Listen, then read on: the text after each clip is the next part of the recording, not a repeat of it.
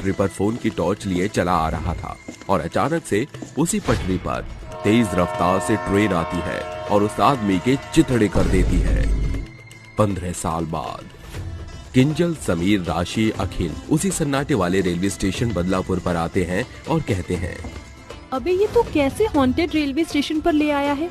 यहाँ तो दूर दूर तक कोई भी नहीं है। हाँ यार, है तो नहीं। मुझे अजीब सा लग रहा है ये स्टेशन। कुछ ऐसे लग रहा है जैसे यहाँ बहुत सालों से ट्रेन ही नहीं चली है। यार हमें वापस चलना चाहिए। तभी डरावनी आवाज में लालटेन लिए एक भिखारी सा उनके पास आता है और कहता है, तुम बिल्कुल ठीक कहते हो। यहाँ कई सालों से कोई भी नहीं आया। स्टेशन पर 15 साल से बदलापुर स्टेशन पर कोई भी ट्रेन नहीं रुकती, पर कुछ सालों पहले बदलापुर एक्सप्रेस यहाँ रुककर लोगों की जानें लेने लग गई। ये आप ऐसा क्यों कह रहे हो? ऐसा कैसे हो सकता है? भला अगर ऐसा होता तो हमें पता होता। क्यों यहाँ पर ट्रेन नहीं रुकती और क्यों वो बदलापुर एक्सप्रेस सबको मारती थी? अगर तुम्हें इस बदलापुर एक्सप्रेस का पूरा सच जानना है तो आओ मैं तुम्हें कहानी बताता हूँ।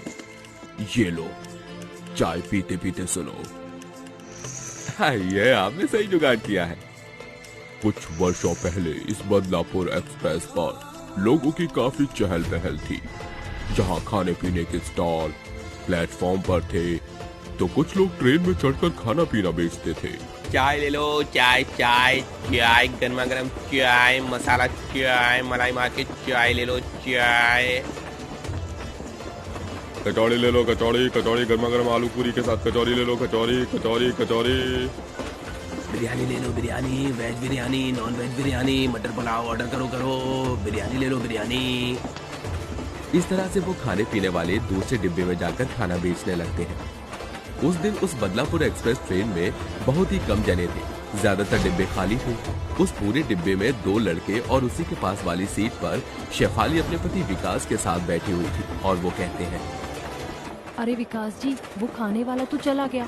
मुझे उससे कचौड़ी लेनी थी और चाय पीने का मन भी कर रहा था। अरे कोई बात नहीं, तुम फिक्र मत करो। ट्रेन तो स्टेशन पर रुकी हुई है। मैं सामने वाली दुकान से चाय और खाने का कुछ सामान ले आता हूँ। ठीक है, आप जल्दी आना। ऐसा बोलकर विकास चाय ले लेता है और खाने का सामान लेने के लिए आगे के स्टॉल पर जाता है। इतने में शेफाली के साइड वाली सीट पर बैठे 2 लड़के उसे घूर कर कहते हैं, अरे वाह, कितना खूबसूरत माल है हमारे सामने और हम इधर उधर लड़कियों को ढूंढ रहे हैं। अरे यार, इस बदलापुर एक्सप्रेस के ज्यादातर डिब्बे तो खाली हैं। चलो शुक्र है सामने ये खूबसूरत परी मिल गई, वो भी अकेले में। इसका पति बाहर गया है अभी। तो देर किस बात की, क्यों न मौके का फायदा उठाया जाए और इसे अपना बनाया जाए। चल फिर थोड़े मजे करते हैं। ये बोलकर दोनों लड़के दोनों तरफ से ट्रेन के दरवाजों को बंद कर देते हैं।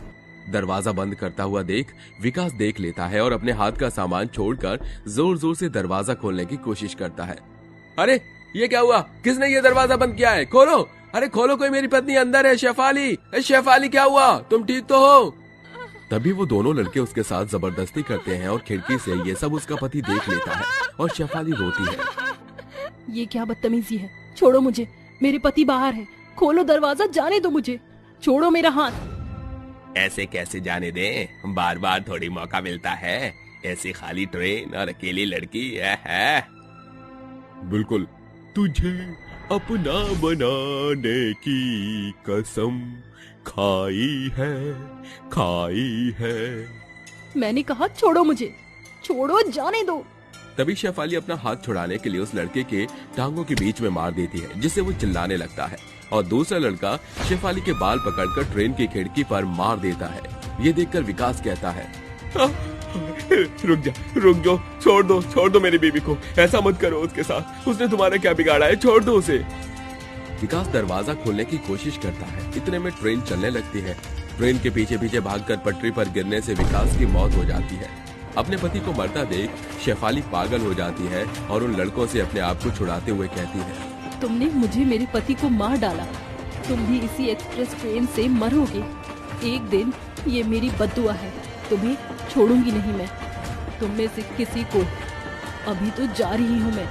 ऐसा कहकर शेफाली बदलापुर एक्सप्रेस ट्रेन से कूदकर अपनी जान दे देती है। जिसके बाद दोनों पति पत्नी की आत्मा भूत और चुड़ैल बनकर अपने बदले के लिए भटकने लगती है।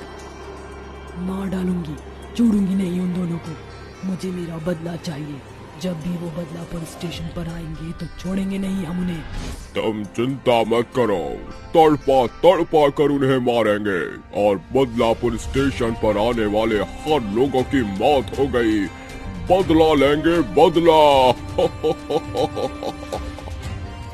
ऐसे वर्ष बीतते हैं। वो दोनों लड़के तो आते नहीं हैं। इतने में जो भी बदलापुर स्टेशन पर लोग आते थे उन सबको वो भूत और चुड़ैल एक एक करके मारने लग गई। कुछ सालों में वहाँ पर सबने आना छोड़ दिया, जिसके बाद अब वहाँ ट्रेनें भी नहीं रुकती थी। बदलापुर एक्सप्रेस सीधा तेज रफ्तार में भागती थी, लेकिन बदलापुर स्टेशन के अलावा अलग स्टेशन के लोगों को वो भूत और चुड़ैल कुछ नहीं कहते थे और सही सलामत उन्हें उनके स्टेशन पर छोड़ देते थे। 15 साल बीत जाते हैं। बदकिस्मती से वो लड़के इस हादसे को भूल जाते हैं और उसी स्टेशन के उसी बदलापुर एक्सप्रेस में एक साथ बैठे होते हैं और कहते हैं, कमाल की बात है, इतने समय बाद हम इसी स्टेशन से घूमने जा रहे हैं। पर मुझे याद है हमने क्या कांड किया था। मुझे उस औरत के मरते हुए बोल याद आ रहे हैं। जानता है ना तू, उसने हमें धमकी दी थी, हमें यहाँ नहीं आना चाहिए था। अरे ऐसा कुछ नहीं है, देख हम कितने सही सलामत इस ट्रेन में बैठे हैं। तभी अचानक से उनके ट्रेन के डिब्बे की लाइट जलने बुझने लगती है, खिड़कियां खुलने बंद होने लगती है। अरे अचानक से ये क्या हो रहा है? लगता है वो आ गई है, वो हमें नहीं छोड़ेगी, अब मार डालेगी। अरे भागो। वो जैसे ही भागने की कोशिश करते हैं तो उन दोनों के सामने भूत और चुड़ैल आ जाते हैं और उनकी गर्दन पकड़कर कहते हैं, तुम्हारी वजह से इतनी बेरहमी से मरना पड़ा और मेरे पति के साथ जो हुआ उसका हिसाब तो तुम दोनों को देना पड़ेगा। आज इतने वर्षों से इसी बदले में हूँ मैं और इस बदले के कारण मैंने और भी लोगों की जान ली है।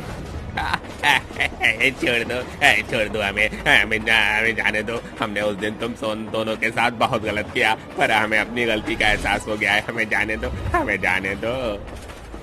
अपनी गलती के एहसास को अपने तशरीफ में रख। अब तुझे हमसे कोई नहीं बचा सकता। तेरे कारण मैं अपनी बीवी से दूर हो गया। छोड़ूंगा नहीं तुम दोनों को। गाना गा रहा था उस रात, अब गाना एक मैं गाऊंगा।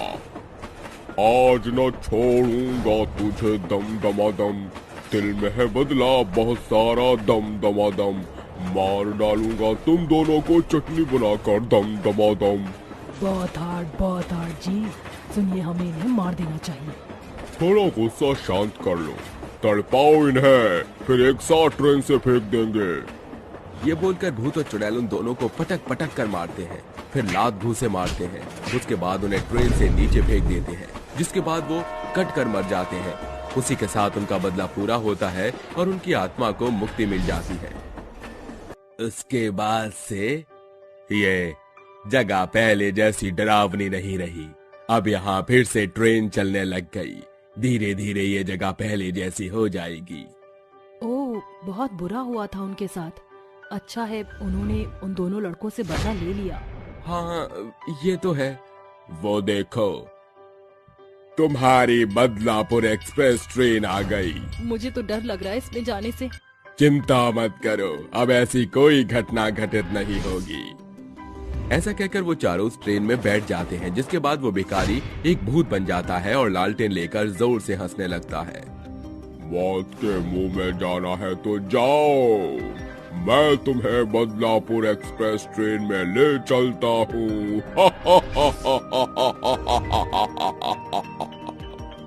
5 चुड़ैल बहुओं का एक हैंडपंप। रात का समय होता है। गांव के सभी लोग अपने घर में सो रहे होते हैं। इतनी रात के समय गांव के अंदर कुछ अजीब अजीब आवाजें आने लगती हैं। तभी रोहन की माँ कौशल्या उससे कहती है, सो जा बेटा, सो जा, नहीं तो चुड़ैल आ जाएगी और तुझे ले जाएंगे। उसके बाद तू मुझसे दूर हो जाएगा। अगर तू अपनी माँ के साथ रहना चाहता है तो माँ की बात सुन और सो जा। रोहन तुरंत बिस्तर से अंदर घुस जाता है और कहता है, माँ मैं सो रहा हूँ, आप भी मेरे पास आ जाओ ताकि वो चुड़ैल मुझे आपसे दूर न कर सके। अपने बेटे को डराने के बाद कौशल्या उसके साथ आराम से सो जाती है।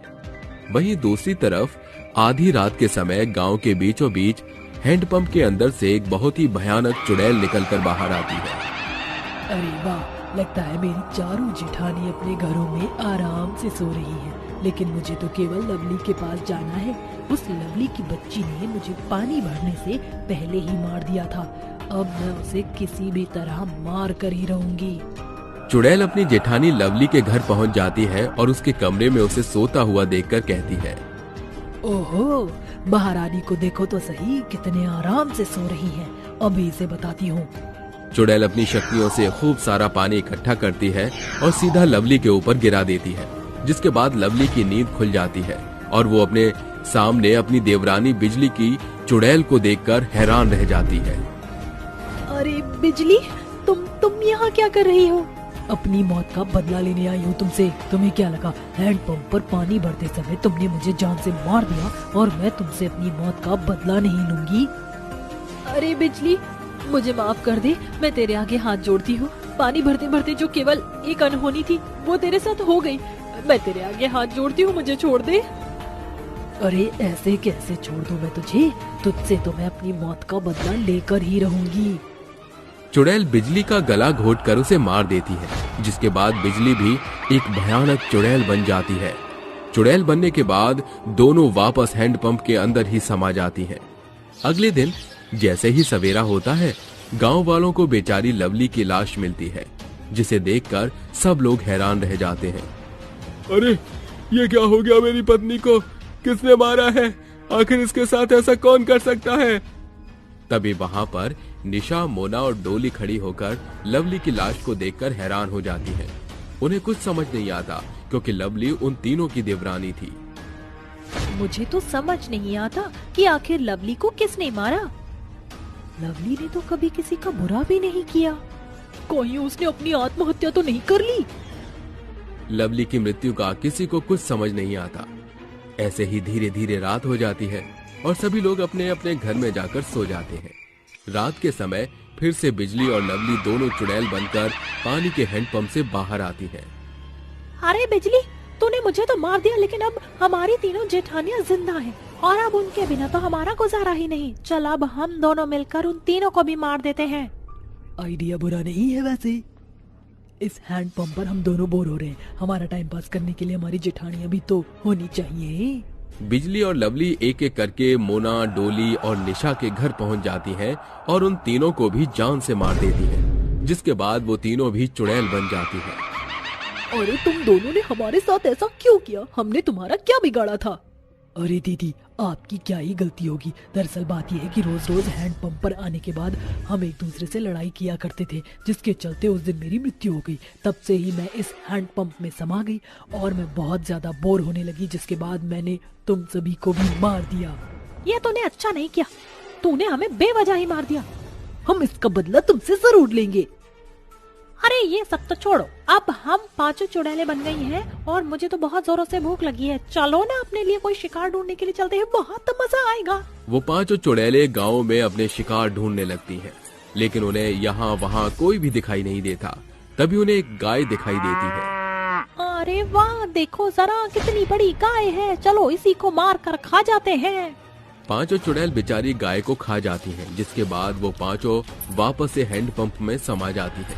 ऐसे ही पांचों हर रोज हैंडपंप से बाहर निकलती और गांव के जानवरों को मारकर खा जाती, जिसके चलते धीरे धीरे गांव के अंदर जानवर कम होने लगते हैं। एक दिन गांव के सभी लोग आपस में बातें करते हैं। अरे कल रात से मेरी बकरियों का कोई ठिकाना ही पता नहीं चल रहा। कल रात तक तो मेरे आंगन में ही बंधी थी, लेकिन अब देखो कोई उन्हें चुरा कर ले गया है शायद। अरे मेरी गाय 4 दिन से गायब है, मुझे तो पता ही नहीं चल रहा है इस गांव में जानवरों की चोरी कौन कर रहा है। अरे ये सब चोरी नहीं, ये तो किसी राक्षस का काम है। मैंने जंगल के पास में जानवरों की हड्डियां देखी थी। मुझे लगता है कोई दानव राक्षस या चुड़ैल हमारे गांव के जानवरों को खा रही है। अरे मुझे भी ऐसा ही लगता है। हमें गांव में तांत्रिक बाबा को बुला लेना चाहिए, अब वही हमारी मदद कर सकते हैं। गांव के सभी लोग तांत्रिक बाबा के पास जाते हैं और उनसे मदद मांगते हैं, जिसके बाद तांत्रिक बाबा उनसे कहते हैं, मैं तुम्हारी मदद करने के लिए तैयार हूँ। चलो, जो भी ऐसा कर रहा है उसे रंगे हाथ पकड़ते हैं। तांत्रिक गांव वालों के साथ उनके गांव में पहुंच जाता है, जिसके बाद तांत्रिक अपने मन में मंत्रों का उच्चारण करता है। चुड़ैल, चुड़ैल, ये काम किसी एक चुड़ैल का नहीं बल्कि 5 चुड़ैल का है। इस गांव में 5 चुड़ैलों का साया है जो इस गांव के सभी जानवरों को मारकर खाती जा रही हैं। तांत्रिक बाबा, हम आपके आगे हाथ जोड़ते हैं, हमारी उन चुड़ैलों से रक्षा करो और उनको यहाँ से भगाओ। तभी तांत्रिक बाबा एक मंत्र पढ़ते हैं। वक्रतुंड महाकाय सूर्यकोटि समप्रभा निर्विघ्नं कुरु मे देव सर्वकारेषु सर्वदा। तांत्रिक के मंत्रों के उपचार से वहां के हैंडपंप के अंदर से 5 चुड़ैल निकलकर बाहर आ जाती है। तांत्रिक, तू यहाँ क्यों आया है? जा, चला जा यहाँ से। ये हमारा इलाका है, अगर तूने यहाँ आने की दोबारा से गुस्ताखी की तो हमसे बुरा कोई नहीं होगा। तुझे क्या लगता है तांत्रिक, तू यहाँ आकर हमें यहाँ से भगा देगा? अरे अब हम इस हैंडपंप के ऊपर ही राज करेंगे। अगर अपनी जान की सलामती चाहता है तो यहाँ से दफा हो जा, नहीं तो हम तेरा चूरमा बनाकर खा जाएंगे। देखो, इस हैंडपंप का पीछा छोड़ो और यहाँ से हमेशा के लिए मुक्त हो जाओ, वरना मजबूरन तुम्हें मुझे यहाँ से कैद करके ले जाना पड़ेगा। अगर दम है तो हमें कैद करके दिखाओ। 5 चुड़ैल अपनी शक्तियों का इस्तेमाल करती हैं और तांत्रिक बाबा के ऊपर वार करती हैं, लेकिन तभी तांत्रिक बाबा अपनी शक्ति और मंत्रों के उपचार से उन 5 को कमजोर कर देते हैं। ओम ह्रीं क्लीं चामुंडाय विच्चे नमः। ओम ह्रीं क्लीं चामुंडाय विच्चे नमः। तांत्रिक के मंत्र पढ़ते ही वो 5 चुड़ैल बहुएं एक कांच की बोतल में समा जाती हैं, जिसके बाद तांत्रिक उन्हें कैद करके अपने साथ ले जाता है। उस दिन के बाद से गांव वालों को हैंडपंप वाली चुड़ैल से हमेशा हमेशा के लिए छुटकारा मिल जाता है। शिमला की हसीन वादियों में बसा सतनाम ढाबे का खाना इतना ज्यादा स्वादिष्ट था कि लोग उसे खाने के लिए लंबी कतार लगाया करते थे। उनका ढाबा काफी चर्चित था। वो ढाबा सिर्फ 2 व्यक्ति चलाते थे, सतनाम और प्रेमा। ढाबे में बैठे अनेकों लोग अपना ऑर्डर फरमाते हैं, तभी सतनाम कहता है, अरे प्रेमा, जरा जल्दी जल्दी हाथ चलाओ। बना रही हूँ, वैसे भी शाम ढलने वाली है, ढाबा बंद करने का समय भी होने वाला है। दिन भर ढाबा चलने के बाद रात के 10 बजते ही पूरा ढाबा एकदम सुनसान और वीरान हो जाता है, जिसके बाद वह दोनों आपस में बात करते हुए कहते हैं, भूख लग गई मुझे भी, अपने इस नर्म हाथों से खाना परोस दो। हाँ, लाता हूँ। ये कहकर सतनाम हाथों में सजी धजी थाली में पनीर की सब्जी, तंदूरी रोटी इत्यादि लिए हुए चला आता है और प्रेमा कहती है, ये इंसानी खुराक क्यों लाए हो? तुम्हें पता है ना, मैं ये घास फूस नहीं खाती। जाओ जाकर मेरा मनपसंद खाना लाओ। उसका हुक्म सुनकर वो ढाबे की जमीन में बने खुफिया गड्ढे को खोलकर उसमें से कटे हुए इंसानी सर निकालकर उसे परोसते हुए कहता है, ये लो ताजा लजीज इंसान की खोपड़ी।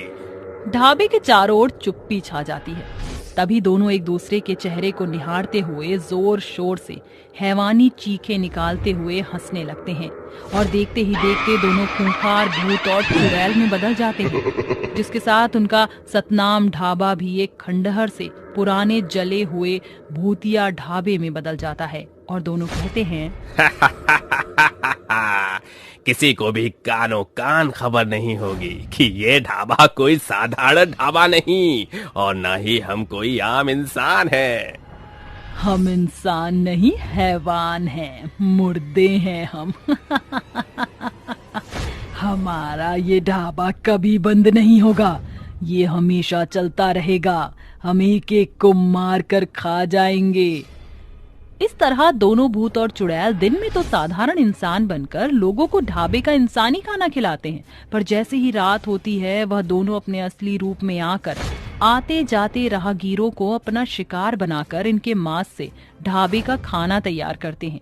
एक दिन 2 दोस्त उस ढाबे के आगे से गुजर रहे होते हैं। तभी राज कहता है, ए विक्रम, रुक रुक रुक रुक। अरे क्या हो गया? चुड़ैल भूत देख लिया क्या तूने? अरे नहीं यार, देख देख, सतनाम ढाबा। बहुत सुना इस ढाबे के बारे में। पिछले महीने मेरे कुछ दोस्त यहाँ घूमने आए थे तो बता रहे थे कि यहाँ का खाना बहुत लाजवाब है। ऐसा भी क्या जादू है इस ढाबे के खाने में? चलकर देखते हैं। पर रात काफी हो चुकी है, ढाबा बंद हुआ तो? अरे देखते हैं, चल तो। दोनों दोस्त कार ढाबे के सामने रोककर बाहर निकल जाते हैं। तभी उनकी आहट सुनकर ढाबे के भूत और चुड़ैल खंडहर से ढाबे को अपनी शैतानी शक्तियों से एक अच्छे खासे ढाबे में बदल देते हैं। और जैसे ही वो दोनों कदम रखते हैं वो कहते हैं, आओ आओ बच्चों, कहो क्या खाओगे? अंकल जी, इतनी रात को भी आपका ढाबा खुला हुआ है? हमारा ढाबा ही सबसे अलग है। ये ढाबा सारी रात खुला रहता है, कभी बंद नहीं होता। क्या खाओगे? आपके होटल में जो सबसे अच्छा हो वो ला दीजिए। दोनों के कहने पर भूत और चुड़ैल ढाबे के अंदर से प्लेट में कटे हुए सर कटी हुई बारीक उंगलियां थाली में परोस कर उनके सामने रख देते हैं। ऐसा मंजर देखकर वो दोनों चकाचौंध होकर कहते हैं, ये क्या है? राज, मुझे इस ढाबे में कुछ भी ठीक नहीं लग रहा। चल उठ यहाँ से।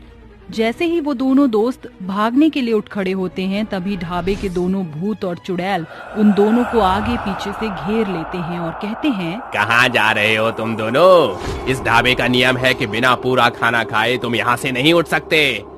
विक्रम, ये तो मुर्दों का ढाबा है। ये सब तेरी गलती का नतीजा है। कहाँ फंसा दिया तूने आज तो। ये भूत और चुड़ैल हमें मारकर हमारा शाही कोरमा बना डालेंगे। अरे वाह, तरकीब तो बड़ी अच्छी है। चलो दोनों मरने के लिए तैयार हो जाओ, तभी तो हम तुम्हारे कीमा बनाएंगे। इसके बाद दोनों भूत और चुड़ैल उनका गला दबोच कर उखाड़ फेंकते हैं और दोनों के खून के छींटे चुड़ैल के भूतिया ढाबे के चारों तरफ बिखर जाता है। तभी सतनाम का भूत कहता है, चलो चलकर इनका गोश्त पकाते हैं। दोनों उन्हें मारकर उनकी खोपड़ी और शरीर के बाकी अंगों को भूनकर खा जाते हैं। थोड़ी ही देर बाद सुबह होने के साथ भूतिया सतनाम ढाबा जले खंडहर से वापस अपने सही हालत में वापस खड़ा हो जाता है। ऐसे ही हर रात ढाबे पर जो कोई भी जिंदा आता है वो कभी लौट कर वापस नहीं जा पाता। देखते ही देखते उस ढाबे की अजीबो गरीब भयानक चर्चा चारों ओर मरी की भांति फैल जाती है। पर एक रात फिर भूले भटके एक परिवार उस ढाबे पर खाना खाने के लिए आते हैं और दोनों कहते हैं, सतनाम ढाबा में तुम्हारा स्वागत है। तो बताओ क्या खाओगे? Chicken kebab, chicken korma, mutton chicken pulao, भेजा फ्राई, चिकन कीमा या फिर? जी, आपके ढाबे पर शाकाहारी खाना नहीं मिलता क्या? मिलता है, पर सिर्फ दिन के समय। ढाबे पर रात के समय सिर्फ मांस मिलता है, मतलब मांसाहारी खाना मिलता है। उनके अजीबो गरीब बात सुनकर संजीव की पत्नी काव्य के मन में कई सवाल घर बनाने लगते हैं कि तभी उसकी नजर भूतों और चुड़ैल के उल्टे पांव पर पड़ जाती है और वो बोलती है, अरे इनके पांव देखिए उल्टे हैं। ये सुनकर भूत और चुड़ैल अपने खूंखार अवतार में आते हैं और ढाबा भी एकदम जले हुए हालत में बदल जाता है और वो कहते हैं, क्या खुसर फुसर करने लगे? बैठ जाओ, हम खाना लेकर आते हैं। इसके बाद भूत उसकी मासूम बेटी रिया को उठा लेते हैं। ये देखकर उसके माता पिता कहते हैं, नहीं, मेरी बेटी को छोड़ दो, उसे मत ले जाओ। संजीव कुछ करो। हम सबको मार देंगे, किसी को नहीं छोड़ेंगे। हम अपनी मौत का बदला लेंगे। जो भी इस शापित ढाबे पर आएगा वो मारा जाएगा। तुम दोनों मरे कैसे? ये लंबी कहानी है। बात कुछ सालों पहले की है। सतनाम ने अपनी पत्नी प्रेमा के साथ इस ढाबे की नींव रखी थी। किस्मत ने उनका साथ दिया, जिस कारण ढाबा काफी अच्छा चल पड़ा। ये देखकर वो दोनों खुशी से कहते हैं, ये उस रब की मेहर है जो हमारा ढाबा इतना मशहूर हो गया है।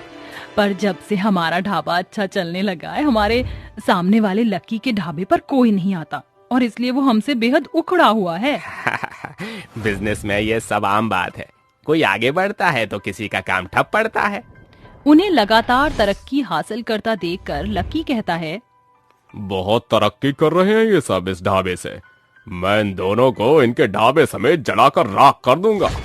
जब दोनों लोगों की खास खैरियत में व्यस्त होते हैं, उसी मौके को पाकर लक्की उनके ढाबे के स्टॉक में पड़ा सारा सिलेंडर ऑन करके वहां से भाग निकलता है। ढाबे के इर्द गिर्द बैठे लोगों की फरमाइशों को सुनकर जल्दीबाजी के कारण सतनाम गैस की खुली नॉब पर ध्यान नहीं देता और जैसे ही वो स्टोव जलाने आगे बढ़ता है, एक जोरदार धमाका होता है और सभी के चित्थड़े उड़ जाते हैं। जिसके बाद वो दोनों भूत और चुड़ैल बनकर कहते हैं, बेशक हम अब मुर्दा हैं, पर हमारा ये ढाबा कभी बंद नहीं होगा। आज से ये होगा शापित ढाबा। पूरी वारदात को जानने के बाद वो कहते हैं, पर तुम्हारी मौत में हमारी क्या गलती? तुम्हारी गलती ये है कि तुमने रात के अंधेरे में हमारे ढाबे में कदम रखा। हमें इंसानों को मारकर उनका खाना बनाना बहुत पसंद है।